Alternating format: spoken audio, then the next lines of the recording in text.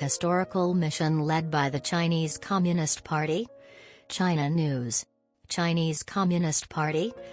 CCP, officials conducted a plenary session in November, honoring the centennial of the party's formation in 1921 with a historic resolution of the CCP Central Committee on the major achievements and historical experience of the party over the past century.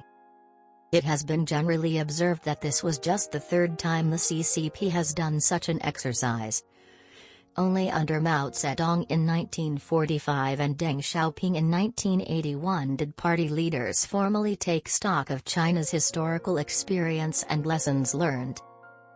Since the new resolution was announced, Xi Jinping has continued to emphasize its significance, pushing it on January 11 during a study session of the CCP Party School. The resolution's worship of Xi as the vital leader for China's rejuvenation, as well as its accompanying glorification of Xi Jinping thought on socialism with Chinese characteristics for a new era, has dominated global discussion. Xi is mentioned 25 times more than Mao, 18 times, with Deng a distant third, 6, and Jiang Zemin and Hu Jintao, immediate Xi's predecessors, each receiving only one mention. The constant invocation of the party itself, which is referenced more than 500 times, is also well observed, roughly every 50th word.